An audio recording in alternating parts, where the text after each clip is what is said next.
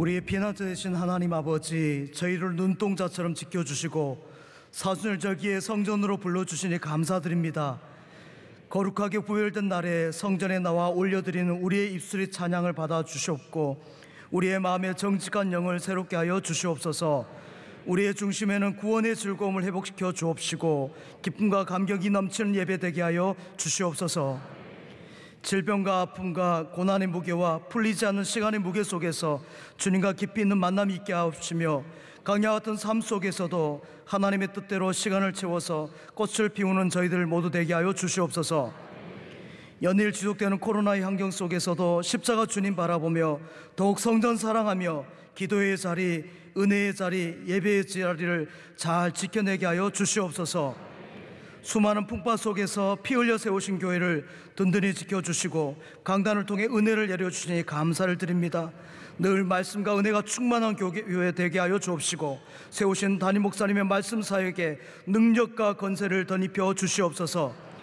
피눈물의 기도와 섬김으로 헌신하신 우리 원로 목사님과 사모님을 강건하게 붙들어 주옵시고 작은 교회와 어려운 이들을 섬김에 동행하여 주시옵소서. 가정과 함께하는 교회학교 세분맞이 성경학교에 함께하사 믿음의 자녀들이 말씀 안에서 건강하게 잘 자라게 하시며 교회학교를 섬기는 교육자들과 선생님들께 성령 충만함으로 함께하여 주시옵소서. 또한 청년대학부의 동계 특별연합 예배에도 함께하사 주님의 나라를 위해 헌신의 일꾼들이 세워지고 준비되어지게 하여 주시옵소서. 이 시간 담임 목사님을 통해 주신 말씀에 영적 깨달음을 주옵시고 삶의 현장에서 열매로 이어지게 하여 주시옵소서. 예수님의 이름으로 기도하옵나이다. 아멘. 오늘 우리에게 주신 하나님의 말씀은 신약성경 베드로전서 5장 1절에서 4절까지 말씀입니다. 신약 베드로전서 5장 1절에서 4절까지 말씀입니다. 신약 382쪽에 있는 베드로전서 5장 1절에서 4절까지 말씀입니다. 이 말씀을 한 절씩 교독하시겠습니다. 너희 중 장로들에게 권하노니 나는 함께 장로된 자요 그리스도의 고난의 증인이요 나타날 영광에 참여할 자니라.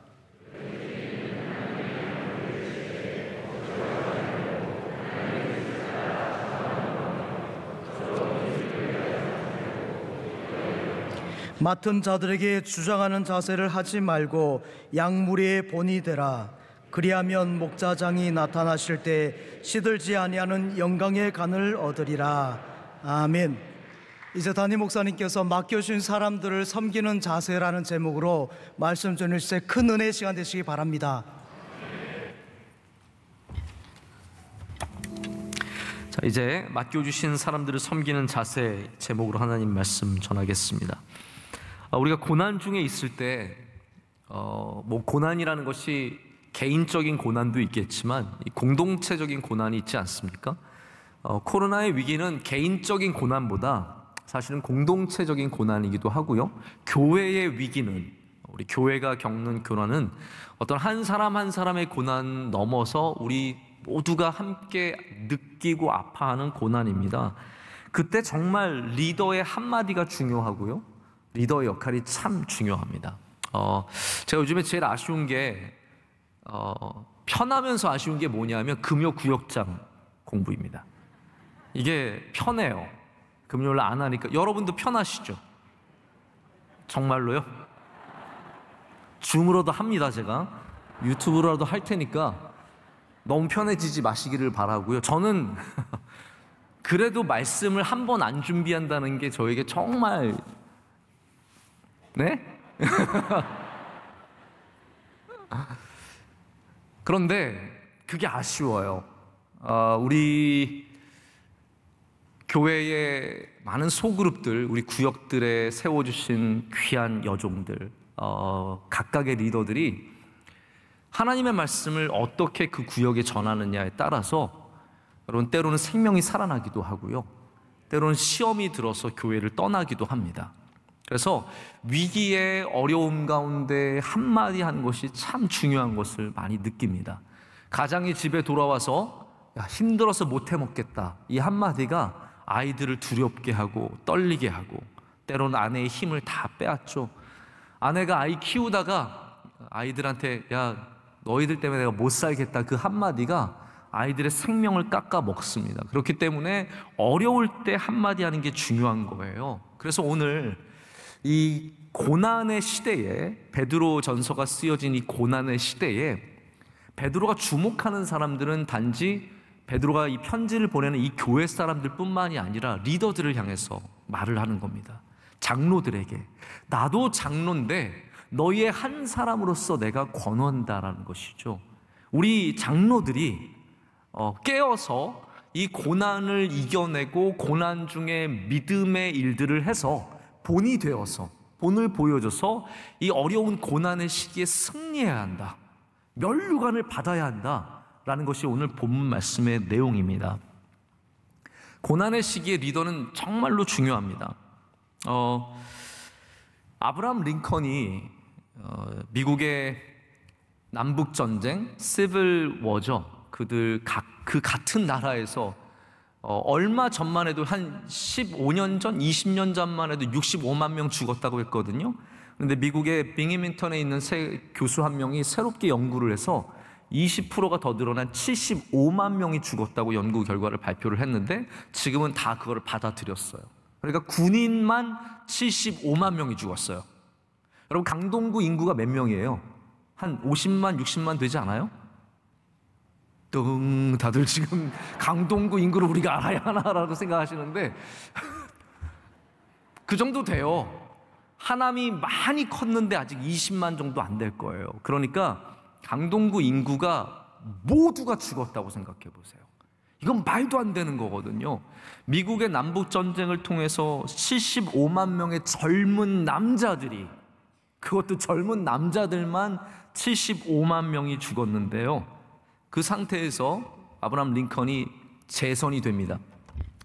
재선이 되어서 그가 연설을 할 때, 이 재선 취임 연설은 최고의 연설 중에 하나고 가장 짧은 연설 중에 하나입니다. 거기서 링컨이 굉장히 중요한 얘기를 합니다. 우리가 서로를 더 이상 적대시하지 말자. malice toward none이라고 해서 누구에게도 적대감을 갖지 않고, 지금까지 싸우고 죽였지만 이제는 다시 하나가 되어야 한다는 거죠. 싸웠던 그 모든 것들을 내려놓고 적대감을 품지 말고, 그리고 승리자의 교만함 갖지 말자. 왜냐하면 이거는 우리가 승리하는 게 아니라 우리가 하나님 앞에서 우리의 죄값을 치른 것뿐이다라는 거예요. 이게 중요한 겁니다. 승리자가 없어요. 북쪽이 승리한 게 아니라 이거는 우리가 노예 제도를 가졌기 때문에 하나님 앞에 범죄한 것들에 대한 핏값을 치른 거고, 이제는 누가 이겼다라고 생각하지 말고 함께 하나의 나라를 건설해 갈 것을 촉구를 합니다. 근데 여러분, 이 고난의 시기에 아브라함 링컨이 이런 연설을 할 수 있었던 것은 그가 뛰어난 사람이기도 했지만 이게 중요한 것 같아요. 그가 고난을 많이 경험해 봤던 사람이기 때문입니다. 아브라함 링컨은 가난했습니다. 배울 수가 없어서, 원로 목사님도 종종 그런 얘기 하셨는데 몽땅 다 외웠습니다. 외워서 공부를 하고, 그리고 우울증이 있었어요. 친구들이 링컨이 자살할까 봐 그 근처에 칼이라든지 이런 거 다 치우고 약도 치우고 그렇게 우울증까지 있었던 사람이고, 정치적인 실패를 얼마나 많이 했습니까? 여러분, 많은 실패를 해도 하나님께서 이렇게 귀하게 쓰실 수 있는 거예요. 오늘의 실패가 끝이 아니라는 거예요. 정치적으로 계속 떨어지고 낙마하고 이런 사람은 안 되는 줄 아는데 하나님께서 마침내 쓰실 목적이 있기 때문에 그 고난의 시간을 경험하게 하시고, 할렐루야, 그 시간을 잘 채운 링컨을 대통령으로 세우셔서 남북의 이 모든 일들 가운데 하나님의 선한 뜻을 이루게 하십니다. 베드로가 그런 사람이라는 거예요. 베드로가 고난의 시기에 고난을 당한 교회에 고난을 많이 경험한 교회 지도자로서 이 편지를 쓰고 있는 겁니다. 기억하실지 모르겠는데 돌아가신 정인수 목사님 계세요. 아틀란타 연합 장로교회 아주 훌륭하게 목회하셨고, 우리 원로 목사님과 가까웠고, 저도 개인적으로 사랑을 참 많이 받았던, 한국에 오실 때마다 새노래 명성교회 찾아오셔서 같이 예배도 드려주시고 은혜도 나눠주신, 그래서 그분이 책을 주셨는데 그 책 받고 며칠 뒤에 돌아가셨어요. 마지막으로 내신 책이 뭐였냐면 진정한 리더십은 위기에 빛난다 였어요. 진정한 리더십은 위기에 빛난다.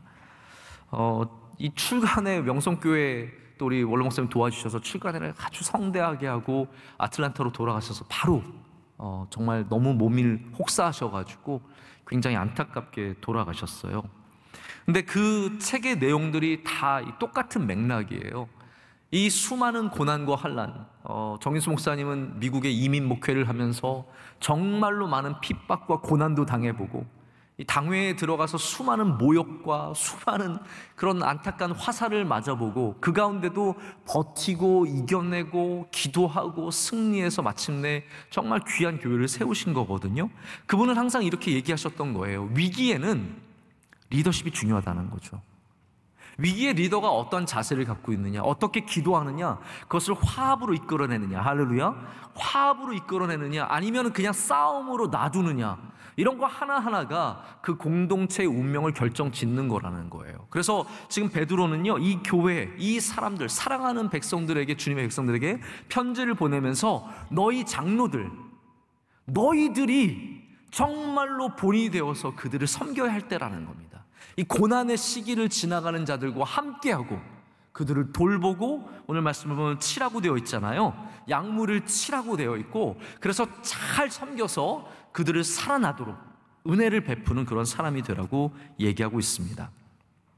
여러분, 그래서 저는 오늘 이 말씀을 통해서 정말 위기에 빛나는 리더십, 정말 예수님의 본을 행하는, 그래서 양무리를 살려내는 이 리더십에 대해서 말씀을 전하고, 다음 주에는 그 귀한 장로들을 따라가는 팔로우십, 우리가 어떻게 잘 따라가고 잘 협조하고 이것을 귀하게 섬겨낼 수 있는가에 대한 이야기를 좀 나누고자 합니다.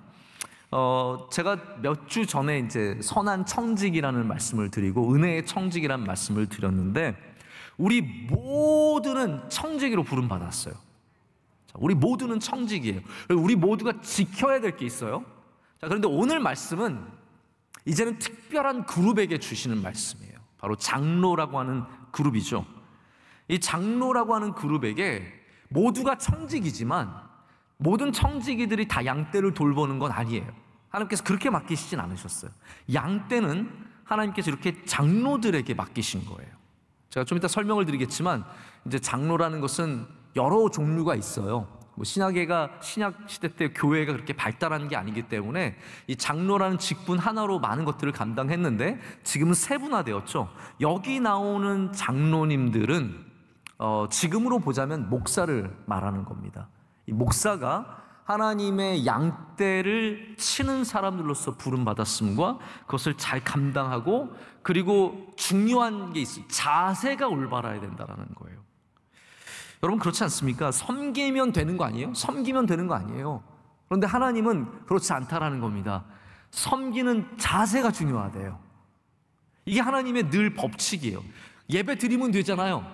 제사 드리면 되잖아요. 가서 양 갖다 바치면 되잖아요. 근데 하나님은 아니야, 나는 자세가 중요해 라고 말씀하시죠. 천천의 수양, 만만의 그런 양을 드리는, 기름을 드려서가 아니라 하나님께서는 순종의 제사를 원하시는 것은 자세 때문이에요. 여러분, 예배를 드릴 때 우리 하나님 앞에 바른 자세를 가져야 합니다. 그래서 섬길 때도 야, 내가 섬겨주면 고마워해야지, 아닙니다. 자세가 중요해요.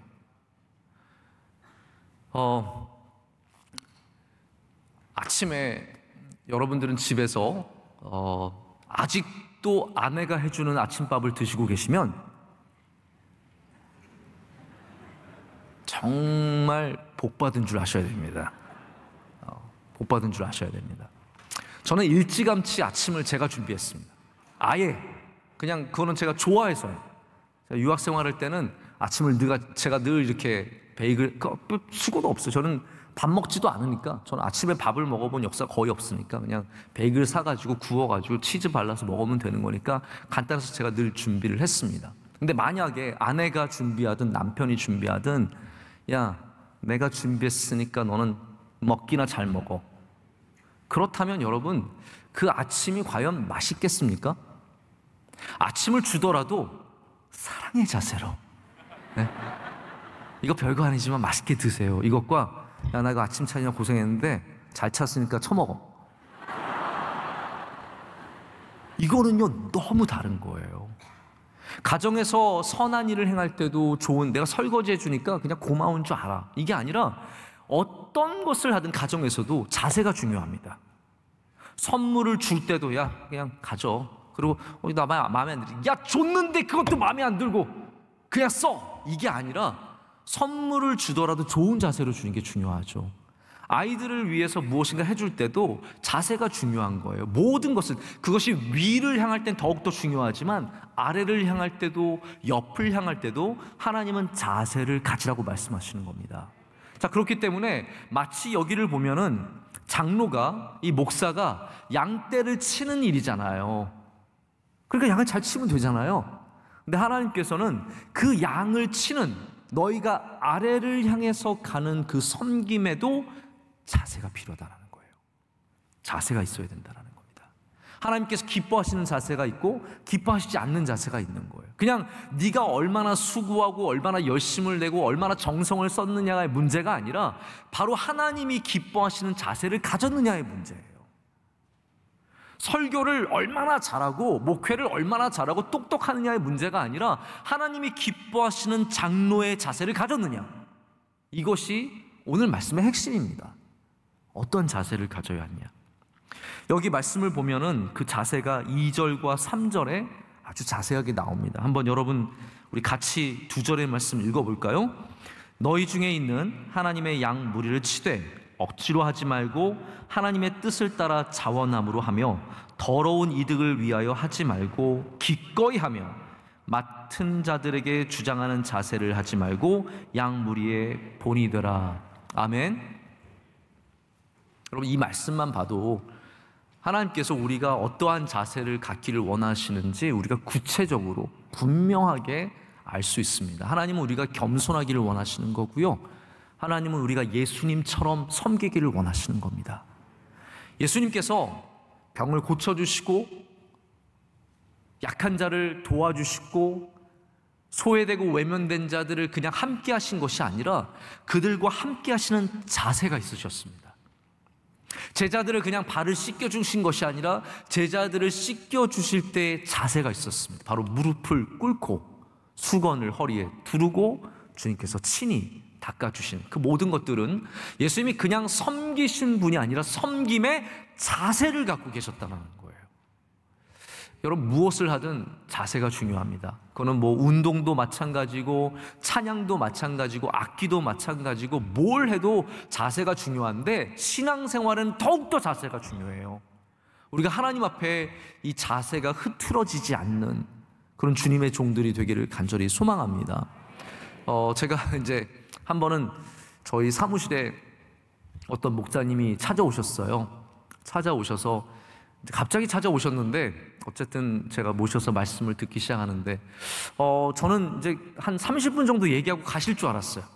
근데 뭐 전혀 다른 주제로 넘어가시더니 또 계속 말씀을 주시는 거예요. 제가 그래서 1시간이 지나면 가시려나? 1시간이 지났는데도 계속 얘기를 하고 계셔서 그럼 1시간 반이 그럼 가시겠나? 그거 알잖아요, 여러분. 기미가 없어요, 전혀.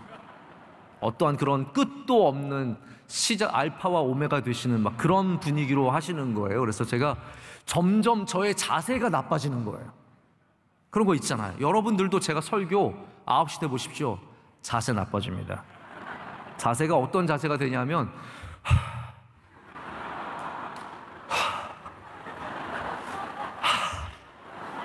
이 자세 나옵니다. 내가 딱 정한 그 시간대를 넘어가면 다리가 바뀌고 팔이 바뀌고 고개가 바뀌고 우리의 자세가 바뀝니다. 여러분, 그래요. 우리가 조금만 내 마음에 안 들면 자세가 많이 바뀝니다.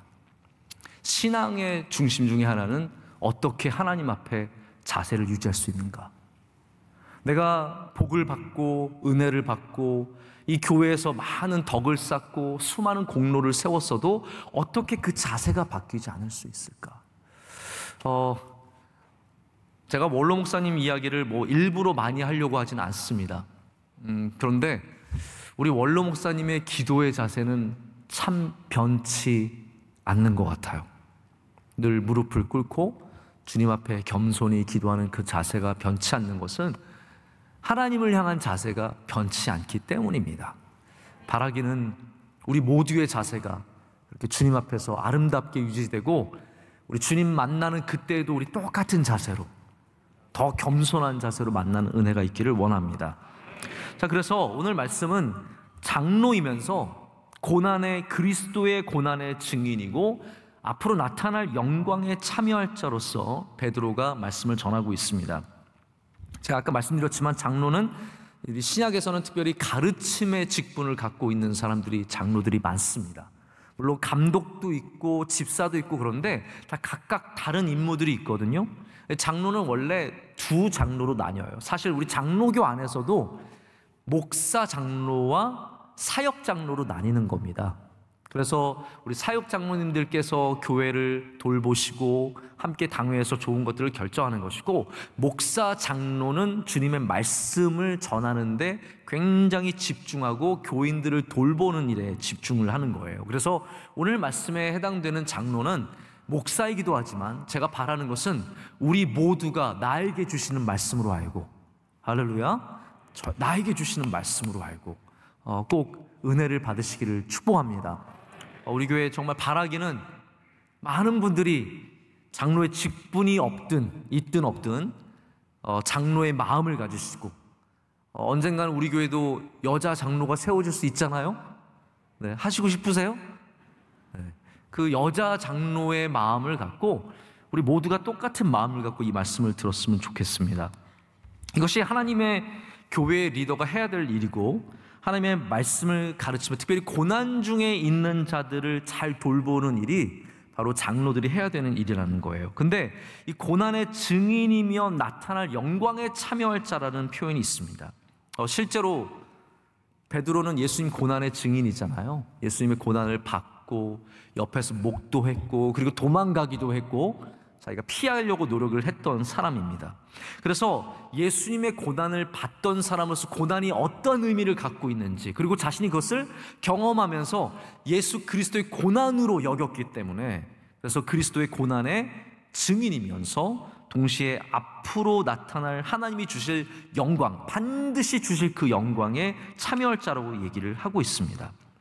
그래서 저는 섬김의 자세보다 먼저 이 장로의 자격을 먼저 생각을 해봐야 된다고 생각을 합니다. 그 자격이 무엇입니까? 여러분, 그리스도의 고난을 아는 것과 영광에 참여하는 것, 이 모든 것은요, 우리가 간단하게 이걸 농축해서 표현하자면 예수 그리스도를 믿는 믿음입니다.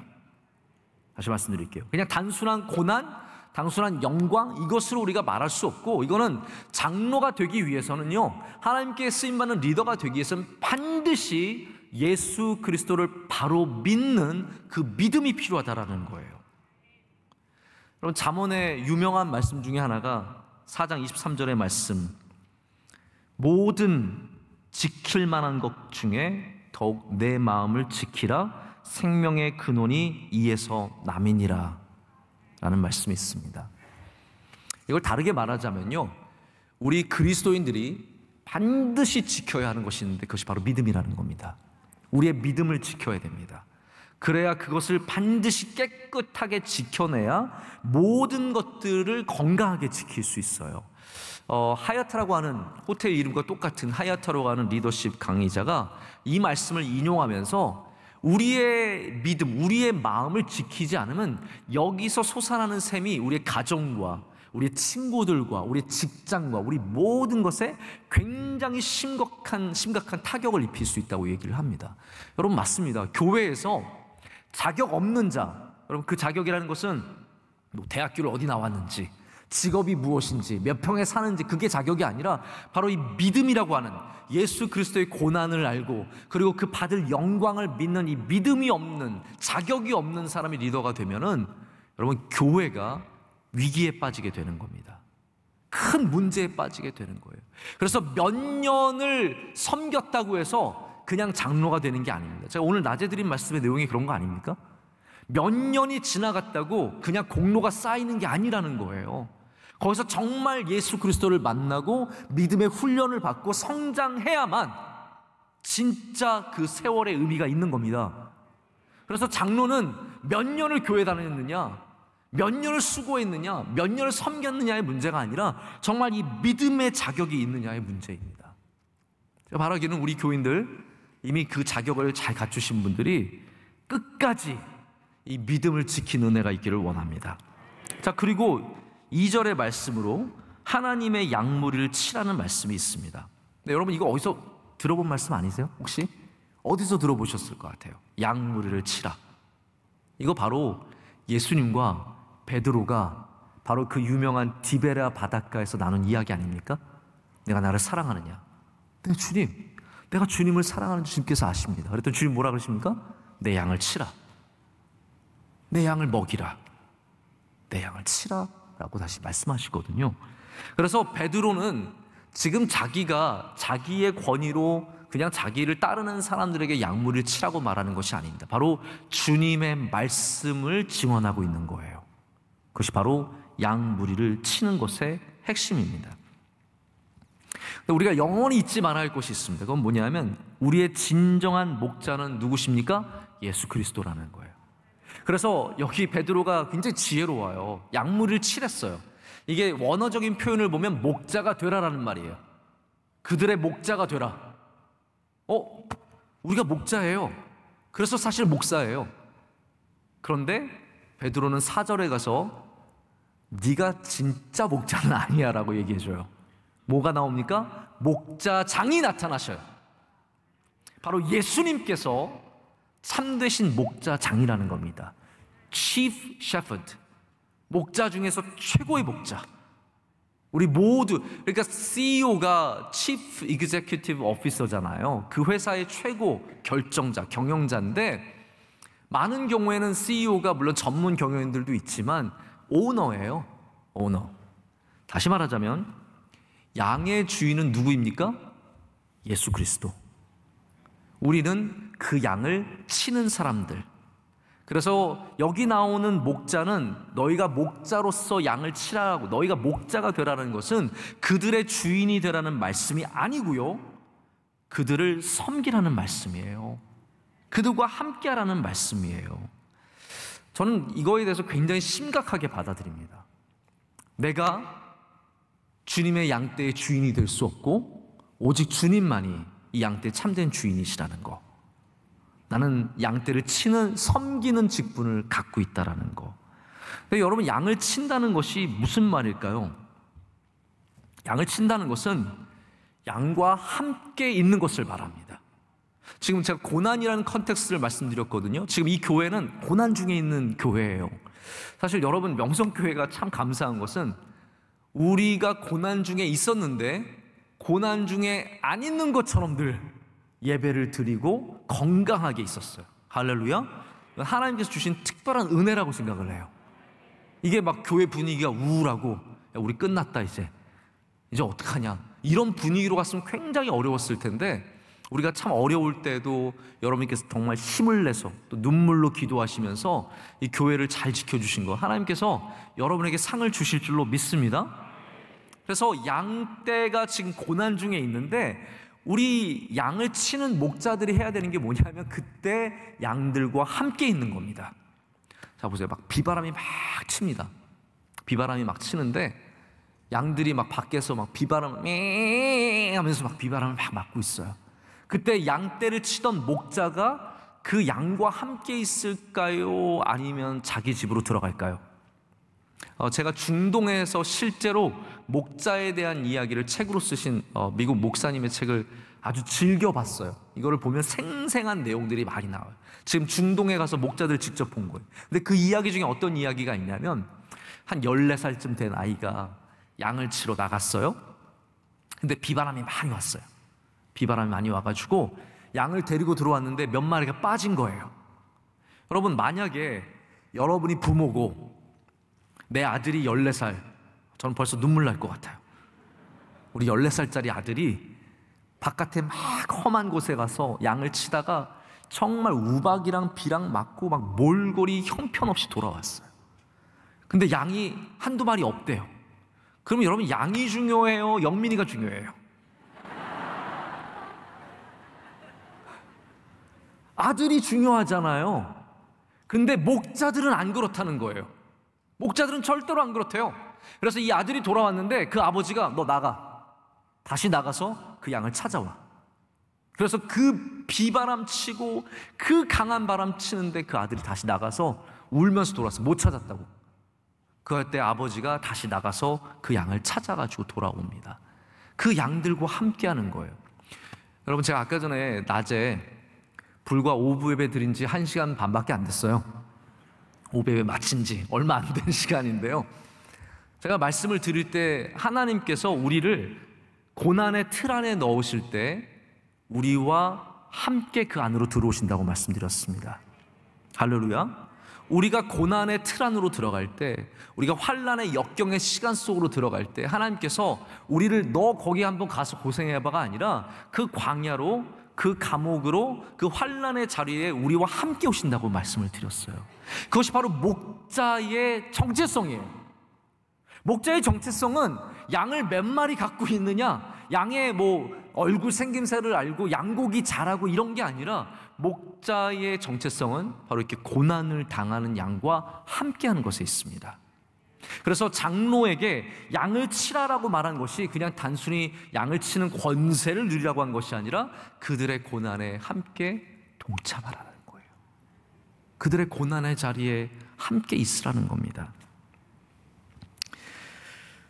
저에게 가끔 좋은 이야기를 해주시는 목사님이 계세요. 근데 이분이 정말 우리나라에서 잘 나가는 목사님이셨는데 우리 교단 정치의 희생양이 되어서 너무 안타까운 일들을 많이 당하신 분이세요. 근데 이분이 교회에 분란이 생기고 이런 수많은 환난과 고난을 받으시면서 너무 힘들었던 거예요. 저도 교회 오기가 두려웠던 적이 있거든요.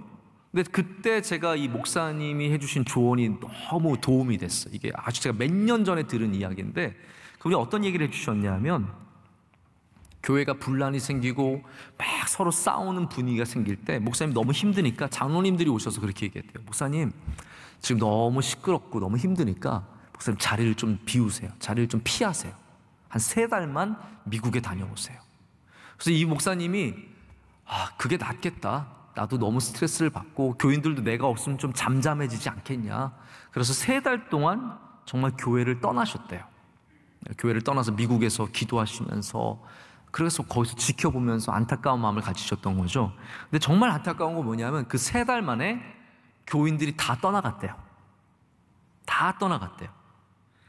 그러면서 저한테 뭐라고 말씀하시냐면요, 목사는 교회가 싸우든 안 싸우든, 교회에 어려움이 있든 없든 교회와 함께 해야 된다. 그 자리를 지켜야 된다. 저한테 그 말씀을 주셨을 때 제가 굉장히 도전이 많이 됐어요. 내가 자리를 비우면 안 되겠구나. 내가 그냥 좀 힘들다고 어디에 피해가 있으면 안 되겠구나. 물론 기도하러 당연히 갔다 올 수 있지만 그 자리를 비운다는 것이, 그것이 하나님의 뜻에도 맞지 않고 교회의 고난을 당하는 자들에게도 힘이 안 되는 겁니다. 여러분, 양을 친다는 것은 양과 함께 한다라는 겁니다. 우리 교회에 정말 제가 장로님들이 본이 된다고 생각하는 이유 중에 하나는요, 우리 장로님들이 직분을 맡으시잖아요. 저는 이거 절대로 쉬운 일이 아니라고 생각해요. 안수 집사 때는 어떻게 할 수 있을 것 같아요. 젊을 때는 열심히 있어서 체력도 돼서 할 수 있을 것 같은데 우리 장로님들이 어떤 직분을 맡으시면요, 정말 자리를 잘 지키세요. 그래서 집사님들이 귀찮아할 정도로, 정말 힘들어할 정도로 자리를 잘 지키세요. 제가 결혼 예식부 우리 장로님 부탁을 드리고 몇 분의 장로님들을 제가 봤는데 그 토요일 날 많은 결혼식 다 오세요. 다 오셔서 심지어는 제가 똑같은 주례를 맨날 반복해서 해도 그 자리에서 꼭 들으시고 얼마나 정말 자리를 잘 지키시는지 몰라요. 행사를 하면 우리 장로님들이 자리를 잘 지키세요. 1부부터 5부까지 예배 다 드리시고, 저는 매주 하지만 1부부터 5부까지 예배를 다 지키시고 모든 곳에 가서 어떤 부서를 맡으면 거기 가서 열심히 자리를 지켜주세요. 여러분, 그게 양을 치는 것입니다. 다른 게 아니에요. 내가 먹을 걸 사주고 관대하게 베풀어주고 내가 내 사람으로 만들어서 라인을 만들고, 여러분, 그건 양을 치는 게 아니에요. 양을 나누는 일이에요. 정말로 양을 치는 것은 고난의 자리에 함께하는 것, 어려운 자리에 함께하는 것, 양을 떠나지 않는 것, 그것이라는 거죠. 여러분, 우리 교회에 이런 좋은 일꾼들이 많이 있기를 원합니다. 그냥 아주 타이틀만 거창하게 얻고 자리는 한 번도 안 나오는 그런 것이 아니라 작고 연약한 자리일지라도 내가 그 자리를 사모하면서 함께 맡겨주신 양을 열심히 돌보는 것, 그것이 바로 하나님께서 기뻐하신 일일 줄로 믿습니다. 자, 여기 중요한 건 또 뭐냐면요, 여기 제가 참 은혜를 받은 말씀은, 물론 이제 자원함으로 하고 더러운 이득을 위해서 하지 말고, 이 말씀도 많이 들을 수 있는데 시간상 제가 다 드릴 수는 없을 것 같고, 제가 이 말씀에 많이 은혜를 받았어요. 3절 말씀에 맡은 자들에게 주장하는 자세를 하지 말고,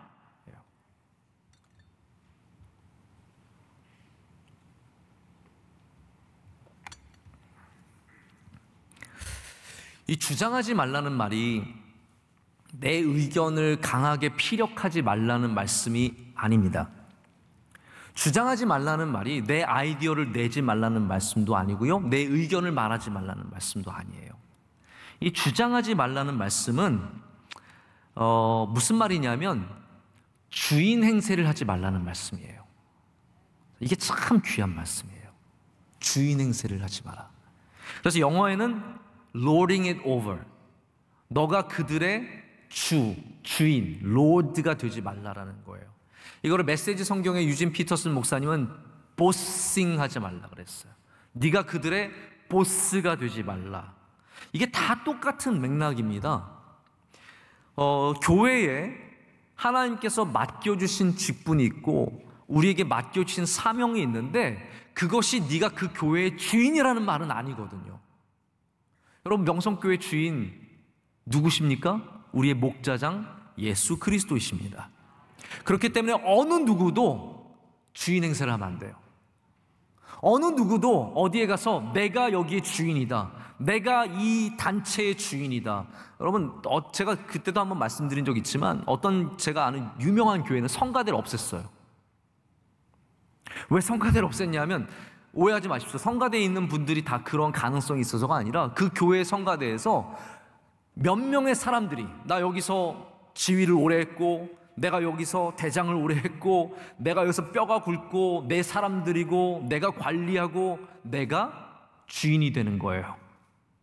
내가 거기에 롤드예요. 내가 거기 보스예요.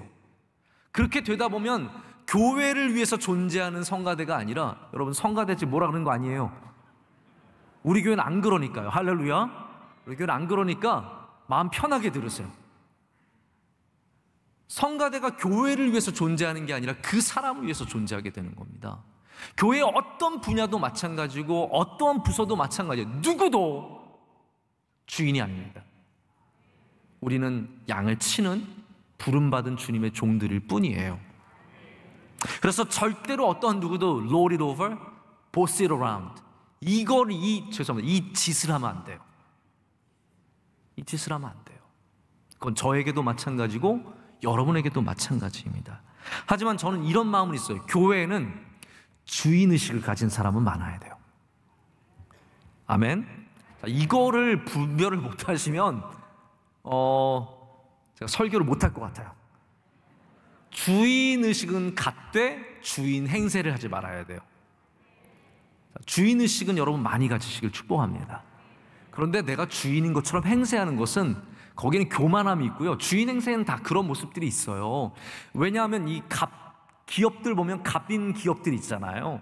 그게 자기가 무슨 회사 주인도 아니고 그런데 얼마나 주인 행세를 합니까? 을을 만나면은 얼마나 괴롭히고 얼마나 힘들게 합니까? 그게 다 주인 행세거든요. 주인 행세하는 사람은 뭔가가 시큐어하지 않은 거예요. 뭔가가 안정감이 없는 거고, 인정받지 못했기 때문에 누군가에게 인정받고 싶은 거고, 그런 굉장한 결핍들을 갖고 그런 일들이 일어나는 겁니다. 우리는 주인 행세는 빨리 내려놓고 하나님이 기뻐하시는 교회의 주인 의식을 가져야 합니다. 제가 어떤 글에서 읽었는데, 주인 의식에 대한 예화예요. 어떤 사람이 이제 한참 건축 중인 공사장 옆을 지나가게 됐어요. 근데 열심히 거기에 일하시는 분들이 있잖아요. 인부라고 하잖아요. 그분들이 계시는데 첫 번째 분에게 물었어요. 지금 뭐 하세요? 당신 지금 무슨 일을 하고 있습니까? 그랬더니 이분이 이렇게 얘기했대요. 제가 무슨 일인지 모르겠지만 그냥 하루하루 일당 받기 위해서 그냥 시키는 대로 일하고 있어요. 그랬대요. 잘 들어보십시오. 나 그냥 시키는 대로 일하고 있어요. 그랬대요. 두 번째 분에게 또 물어봤대요. 당신 지금 무슨 일을 하세요? 그랬대요. 보면 몰라요? 저 벽돌 쌓고 있어요. 그랬대요. 자, 세 번째 분에게 물었어요. 당신 지금 무슨 일 하세요? 저는 지금 정말 아름다운 교회를 짓고 있습니다. 라고 얘기를 했다고 합니다. 다가오는 게 없으세요? 다가오는 게 없으세요? 주인의식을 가지면 우리는 하나님의 교회를 지어가고 있는 거예요. 주인의식이 없으면요, 나 그냥 청소하고 있는 거예요. 나 그냥 찬양팀 싱어하고 있는 거고 성가대 그냥 노래하고 있는 거예요. 여선교회에서 정말 치닥거리, 그렇게 얘기하나요? 정말 어려운 것들만 막 하면서 막 접시나 닦고 있는 거예요. 그런데 우리가 만약에 정말로 주인의식을 가지면 우리는 하나님의 사역을 동참하는 사람들이고 교회를 세워가는 사람들이고 하나님께 쓰임받는 사람이 되는 거예요. 그렇기 때문에 주인의식은 반드시 가져야 합니다. 이거 주인의식이라는 게 교회에서 앞에 있는 사람들, 목사님들, 장로님들 몇 명의 중요한 사람들만 주인이 아니라 우리 모두가, 할렐루야, 교회의 주인이 되어야 할 줄로 믿습니다. 주인의식이 없으면요, 쓰레기를 봐도 그게 쓰레기인지 바닥인지 구별이 안 돼요. 그러나 주인의식만 있어도 지나가는 길에 쓰레기를 줍게 되고요, 교회의 더러운 부분들을 보면 마음이 아프고요. 저는 지나가다가 우리 같이 가는 분 목사님들에게 꼭 그런 부탁을 해요. 여기 페인트 칠 좀 해달라고. 정말 사람들이, 여러분 왜 벽에 발자국이 있냐고요. 왜 땅으로 안 걸어다니고 왜 벽으로 걸어다니냐고요. 저는 이해가 안 가요. 아니 뭐 차가 지나간 것도 아닌데 벽에 뭐 타이어 같은 자국들이 있고요. 뭐 뗐다가, 제가 제일 우리 목사님들한테 많이 시키는 것 중에 하나가 저 테이프 좀 떼라. 포스터를 붙였으면요, 포스터만 떼요. 테이프는 같이 안 떼요. 참 이상한 성품들이에요. 테이프는 다 남겨놓고, 그래서 테이프가 막 벽에 천정에 덕지덕지 붙어있고 막 끈 붙어있고 막, 그래도 아무도 안 봐요. 그냥 오직 기도만 하고 예배만 드리고 은혜 받느라고 아무것도 안 보여요. 오직 주님만 보이고 나머지는 하나도 안 보여요. 근데 저는 왜 그런 게 잘 보이죠? 걸어다니면 왜 여기 불 켜져 있냐, 불 끄게 되고, 왜 여기 쓰레기가 많냐, 왜 여기 이렇게 발자국이 많냐, 왜 이렇게 테이프를 많이 붙여놨냐. 여러분, 명성교회가 제 겁니까? 왜 웃으세요? 그렇잖아요 라고 생각하시는 거예요? 아니잖아요. 저희 집도 아니고 제 것도 아니고 제가 여기서 얻어갈 수 있는 게 뭐가 있겠습니까? 아무것도 없지만 하나님께서 저에게 주신 마음이 그렇다라는 거죠. 여러분에게도 물론 단순히 뭐 쓰레기만을 말하는 것이 아니라 모든 것에 있어서 주인의 마음을 품고, 하지만 목자장이신 예수 그리스도를 섬기는 바로 부목자장의 마음을 갖고 우리에게 맡겨주신 일들을 감당해야 할 줄로 믿습니다. 그래서 하나님께서 장로들에게, 리더들에게 원하시는 것은 양들의 주인이 되는 것이 아니라, 양들의 보스가 되는 것이 아니라 본을 보이는 것입니다. 이게 우리가 정말로 해야 될 일이에요. 가서 보스 어라운드 하는 게 아니라 그들에게 본이 되어주는 것. 이 본이 된다는 말이 여러분 무슨 말이겠습니까? 우리가 어떤 본을 보일 수 있겠어요? 우리가 보일 수 있는 본은요, 예수 그리스도의 본밖에 없습니다. 내가 뭐 본을 보여준다? 내가 훌륭한 사람이기 때문에 나처럼 해? 여러분 큰일 납니다. 우리는 예수님처럼, 예수님을 향해서 모든 시선을 끄는 사람들이 되어야 합니다. 예수님이 이렇게 하셨어요. 나는 예수님을 따라갈 뿐이에요. 예수님이 이런 분이세요. 그렇기 때문에 저는 예수님을 흉내낼 뿐이에요. 우리가 정말로 따라가야 하는 분은 예수 그리스도이신 거예요. 그래서 제가 원로 목사님 예를 드리지만, 여러분 진짜로 우리가 바라봐야 할 분은 원로 목사님이 아니라 사실 예수 그리스도예요. 제가 그 방향에 계신 원로 목사님 이야기할 뿐이지 정말로 우리가 따라할 분은 예수 그리스도밖에 없다는 거죠. 릭 워렌 목사님이 성숙한 리더의 모습, 뭐 5 Marks of Mature Leadership이라고 해서 성숙한 리더의 5가지 표징이라는 제목으로 글을 쓰셨는데 제가 되게 많이 도전을 받았습니다. 근데 릭 워렌 목사님이 그런 얘기를 했어요. 자기가 한국에 가서 교회들한테서 많이 배웠는데 그 중에 하나가 여의도 순복음교회입니다. 그래서 릭 워렌 목사님이 여의도 순복음교회에 와서 말씀을 전하시고 그때 명성교회에 와서 말씀을 전했어요. 아주 옛날에. 우리는 뭐 누가 왔다 갔다 신경도 쓰지 않고 그러는데 릭 워렌 목사님이 오셔서 말씀을 전한 적이 있어요. 뭐를 배우셨냐 하면 그분이 여의도 순복음교회에서 소그룹을 배우셨어요. 구역을. 그래서 미국에 가서 소그룹을 굉장히 중요하게 여기고 목회를 하셨는데 그래서 그냥 대중들에게 다시 말하면 그냥 평범한 교인들에게 말씀을 전하는 것만큼 교회 리더들을 교육하는 일에 굉장히 전념을 많이 쏟았습니다. 우리 교회랑 비슷해요. 제가 보면 우리 명성교회가 건강한 이유가 그냥 교인들에게만 원로 목사님이 목회를 잘해서가 아니라 리더들을 특별히 닥달하셨기 때문이에요. 네. 리더들을 훈련을 많이 시키시고 많이 커뮤니케이션을 가졌기 때문에 제가 그래서 저도 2021년에 지금 굉장히 어려운 상황이지만 조금만 상황이 좋아져도 제가 앞으로 더 많이 뭐 그냥 설교는 부족하니까 그냥 부족한 대로 하고요. 우리 교회에 있는 남선교회, 여선교회 회장님들, 총무님들, 우리 교회 수많은 부서들에 쓰임받는 주님의 종들 이런 분들과 함께 좀 더 많은 시간들을 갖고 리더 교육에 좀 더 힘을 써야겠다는 생각을 많이 가졌어요. 이분이 리더 교육에서 한 이야기예요. 어떠한 사람들이 정말 성숙한 리더의 본이 되느냐? 첫 번째는 여러 가지 시험 속에서도 인내하는 사람이다라는 거예요. 여러 가지 시험 속에서도 인내하는 사람. 다시 말하자면 이런 거죠. 모든 사람은 문제를 만나거든요.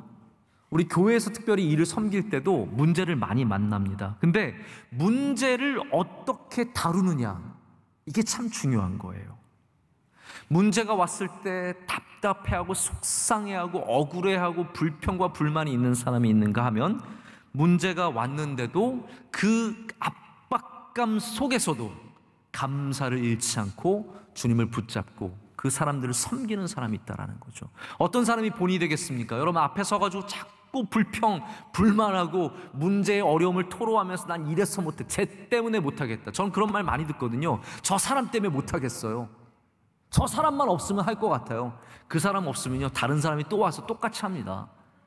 어렵기는 똑같아요. 사람이 없어진다고 우리가 일을 하는 것이 아니라 우리가 그 사람을 넘어서야 일할 수 있는 거거든요. 그래서 여러 가지 시험 속에서도 인내하는 사람, 이게 우리 성숙한 리더가 보여줄 본이라는 겁니다. 두 번째는 다른 사람들을 세밀하게 돌보는 사람이라고 얘기하고 있습니다. 이게 뭐 남의 집 숟가락이 몇 개니 젓가락이 몇 개니 그 집에 차 뭐뭐니 어떤 몇 평에 사니 그런 거를 말하는 것이 아니라 어려움들을 헤아릴 줄 알고 아픔 속에 동참할 줄 알고 함께 눈물 흘려줄 줄 알고 함께 즐거워할 줄 아는, 그래서 그들과 함께 있을 수 있는 바로 그런 자세를 말하죠. 세 번째는 언어의 문제입니다. 언어의 문제. 폭력적인 언어, 비방의 언어. 제가 어제 마침 여러분 새벽 예배 다 나오셨죠 어제? 네, 말씀은 그래도 들으셨죠? 요즘은 유튜브가 있어서 얼마나 마음 편한지 몰라요. 네, 못 들었어도 나중에 들으면 되니까. 제가 어저께 모함에 대한 이야기를 했거든요, 새벽에. 그런데 저도 말씀을 준비하면서 많이 생각해보고 말씀을 전하고 나서도 굉장히 마음속에 남아있는 메시지가 됐어요. 여러분들이 이미 다 까먹으셨겠지만 모함이 제가 이렇게 들으면서 생각하면서 말씀을 전하면서 점점 느껴지는 것은 이 정말 우리 입술의 큰 죄 중에 하나라는 거예요. 우리 가운데도 입술로 자꾸 하나님 앞에 본이 되지 못하는, 성도들 앞에 본이 되지 못하는 죄를 짓는 모습들이 있습니다. 2차 세계대전에 이런 말이 있다고 해요. 입술이, 이거 제가 번역한 건데, 입술이 헐렁하면 배가 침몰한다. 입술이 헐렁하면 배가 침몰한다. Loose lips sink ships. 이게 이제 미국의 뭐 언어 유희죠. Loose lips sink ships. 이게 무슨 말이냐면 정보가 새어나가면 그 배는 타격을 입게 되어 있고 그리고 침몰할 수밖에 없다라는 거예요. 입이 막 싸면은 아주 쉽게 작전을 얘기하고 뭐 이런 거 얘기하다가 금방 그 배가 무너진다라는 거죠. 여러분, 입술은 굉장히 중요한 기준입니다. 우리의 본의 모습 중에 입술이 반을 차지하고 있어요. 얼굴에 입술이 차지하는 분 얼마 정도 차지하세요? 10% 차지하세요? 어떤 분은 20%도 차지하죠. 그런데 우리 삶의 본의 모습에는 입술이 반 이상을 차지합니다. 내가 뭐라고 말하는지, 어떻게 말하는지, 무엇을 이야기하는지, 이 모든 것들이 정말로 중요한 본이 되는 거예요. 재미있는 비유가 있는데, 병원에서 옛날에 진찰할 때 여러분 기억나세요? 병원에 가면은 의사 선생님이 입에다가 뭘 넣어줘요? 체온계를 넣어줘요. 그럼 입에다 이렇게, 그게 로망이었어요. 저는 병원에 한번 가보고 싶었어요. 우리 집은 죽어도 병원에 안 데려가요. 무조건 집에서 빨간 약 발라주고 엄마 손이 약손이라고 계속 문질러 주시지 병원에 한 번 데려가신 적이 없으세요. 제가 왼팔이 휘어 있거든요. 아시는 분은 아시겠지만 제가 왼팔이 좀 이렇게 거의 약간 장애처럼 휘어 있어요. 왜냐하면 제가 7살 때, 6살 때인가 피아노에서 떨어졌어요. 제가 원래는 모차르트가 될 수 있었는데 그때 트라우마 때문에 피아노가 멀어졌어요. 피아노에서 떨어져서 팔이 부러졌어요. 여러분, 팔이 부러지면 그건 가정의학이 아니에요. 더 이상 가정의학이 아니에요. 뭐 삐뽀삐뽀 119 봐서 해결될 문제가 아니에요. 그거는 병원에 가야 돼요. 근데 저희 집은 기도하고 팔 대충 이렇게 한번 맞춰보고, 어머니, 저 팔 이렇게 됐어요. 그래도 감사한 거는 힘은 멀쩡하게 들어가고 뭐 아무 문제 없어서 감사한데 여러분들은 병원에 데려가시길 바라요. 기도로 해결되지 않고 뼈는 부러지면 맞춰야 됩니다. 자, 그런데 저는 그래서 입에다가 체온계 넣는 게 로망이었거든요. 사람의 건강을 알기 위해서 입에다 체온계를 넣습니다. 마찬가지로 우리 영혼의 건강함을 알려면 입을 봐야 됩니다. 입에 체온계를 넣어봐야 됩니다. 하나님께서 기뻐하시는 모습인지 아닌지를 볼 수 있어야 된다는 거죠. 그래서 여러분이 누군가에게 본이 되려면 여러분의 입술을 잘 다루셔야 돼요. 네 번째는 화평케 하는 사람입니다.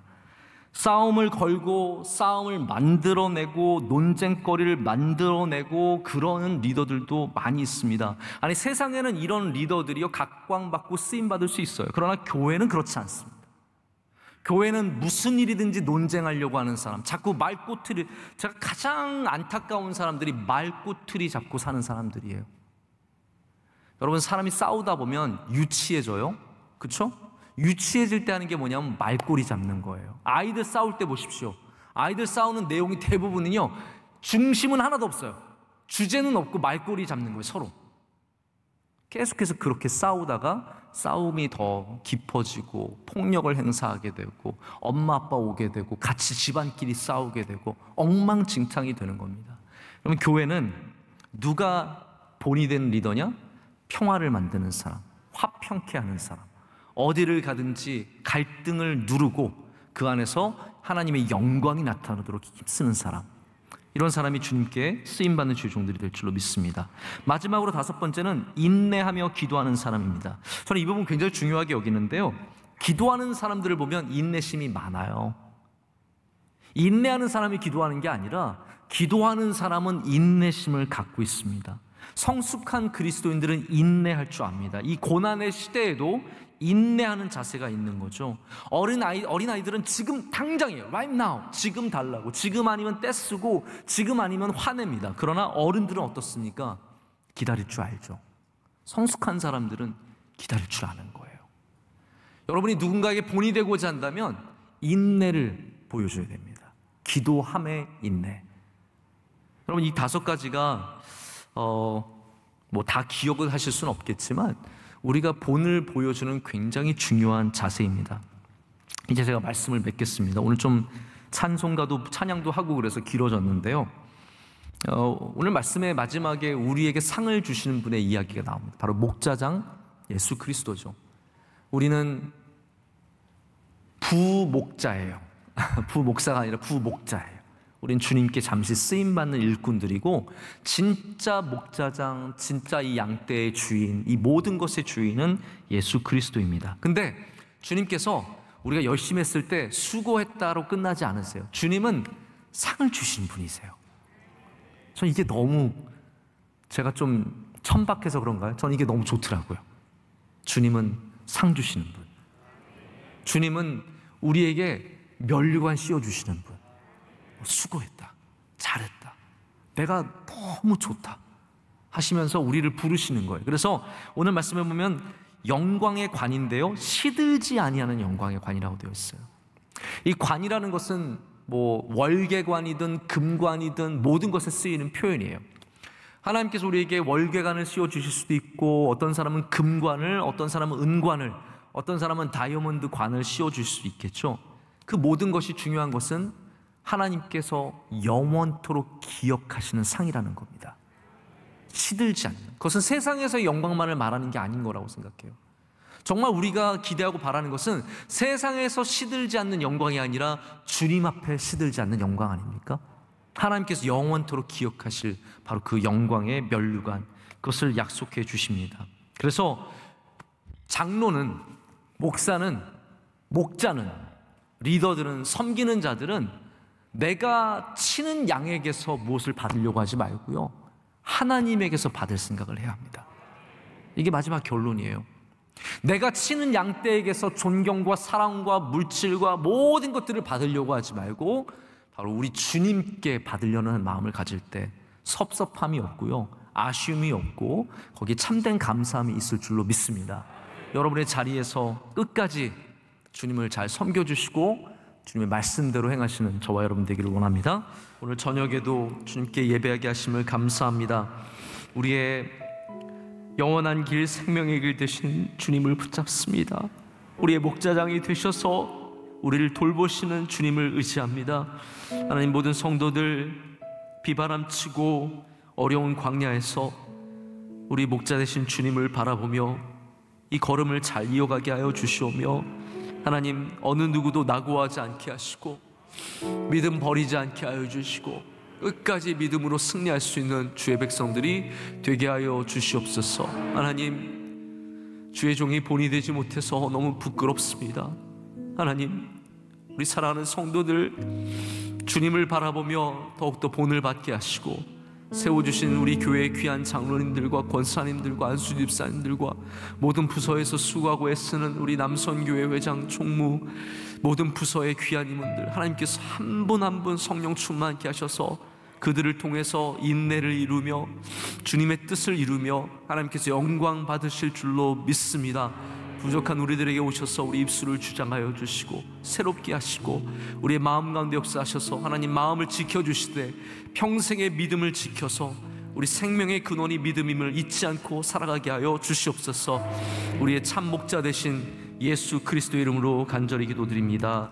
이제는 우리 주 예수 그리스도의 크신 은혜와 하나님 아버지의 영원하시고 변함없으신 사랑과 성령님의 함께하시며 임재하심이 주님 앞에 기쁨을 얻고 돌아가는 주의 모든 사랑하는 성도들에게 이제로부터 영원토록 함께하시기를 간절히 축원하옵나이다. 아멘.